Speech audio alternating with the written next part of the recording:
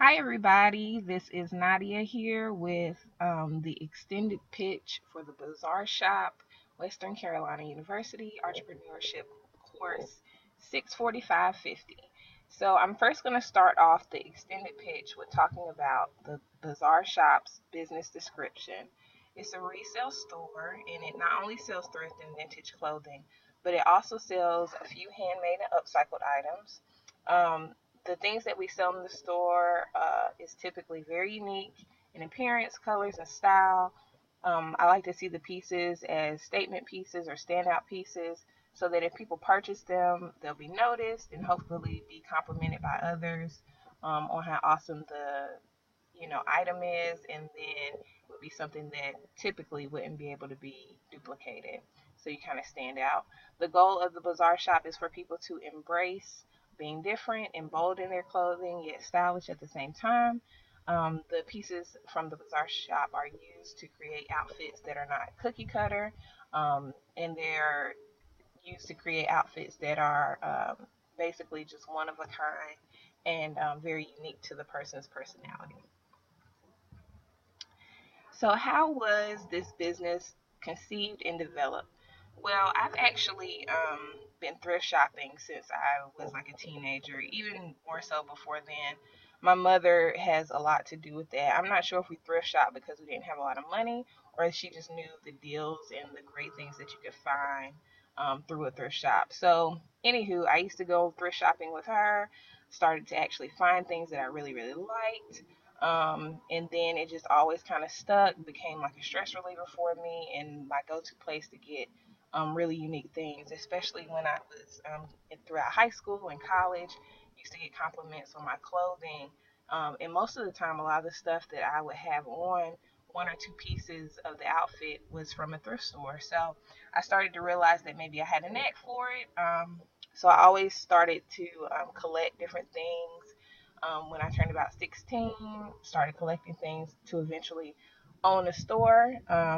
Through 2005 to 2014, I went to school and studied to be a health and physical education teacher.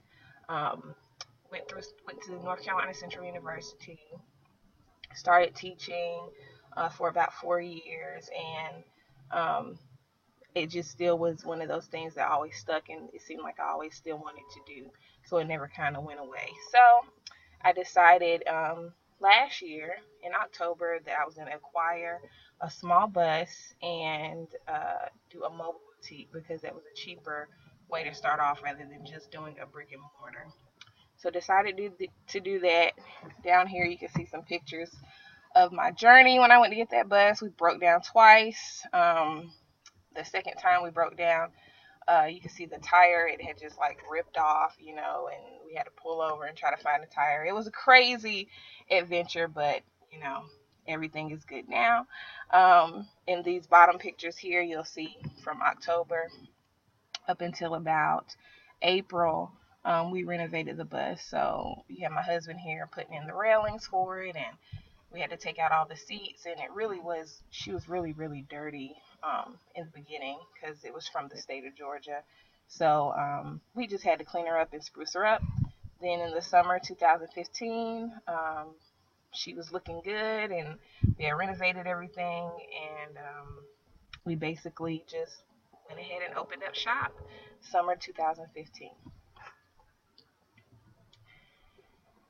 The unique thing about my store is that it is a resale store, but the unique thing about it is that it is mainly geared to college, young adult market. And that's one of the things that kind of sets us apart from the other competitors. And as you'll see in the next slide, I'll kind of break down why that sets us apart. Part of our hook is more so it being a mobile boutique. It gets a lot of attention, which is great for our advantage because typically, if you just had a regular booth, sometimes people could just pass by or they're not really interested. But because it's in a mobile boutique, people take a closer look. So that really is a big hook for us, having the mobile boutique. And then eventually, once people get on there and they actually realize that they like the stuff or they really appreciate what's being offered on the bus, then they'll start to more so look for the Bazaar shop as a go-to place to shop, not necessarily just as the unique shopping experience of it being on a mobile boutique. Our business is notable because we do have a very unique selection. And then, of course, it offers that very unique shopping experience. Just being able to buy something, on a bus is just kind of different. So that's our unique selling proposition.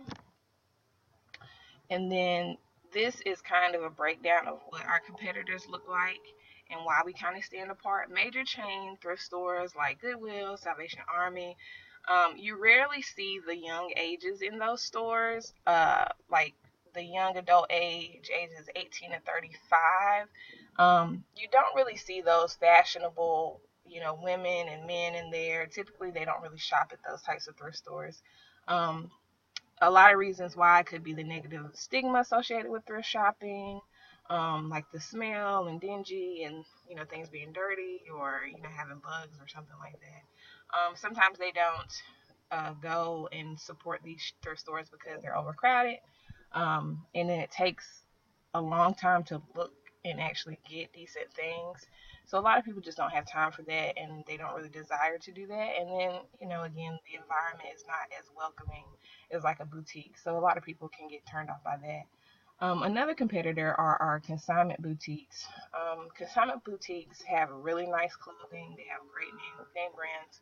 One of the biggest downfalls about consignment boutiques are they are very expensive. Um, Typically, through my experience, I've seen consignment boutiques that are just as expensive as going into a Belk's or Dillard's or your typical department store. So it's not really a bargain there.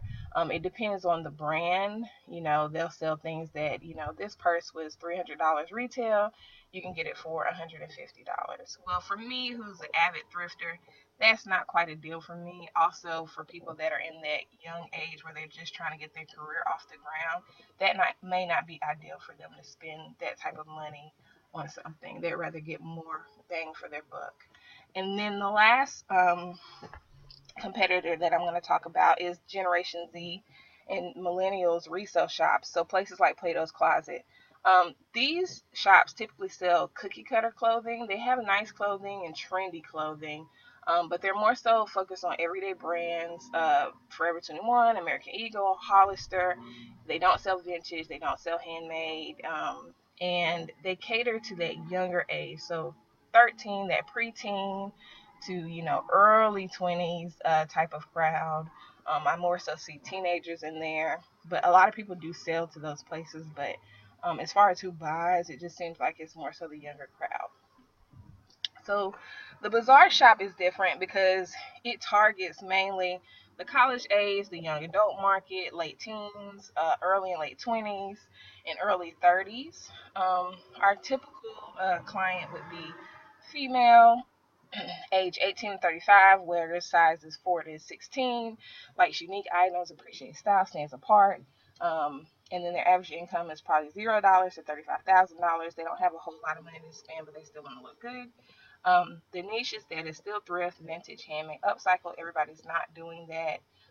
So that kind of stands us apart a little bit because things are going to be really unique. And then the demand, I believe that this group of people, females, college, young adult, they want to be different. They want to stand out, especially on college campuses and the way you look, and it's just a nice big mingling session while you're getting your degree. So people want to stand out and look different, and they want to be unique and cute, but they also need it to be at a reasonable price, and that's what the Bazaar shop can offer.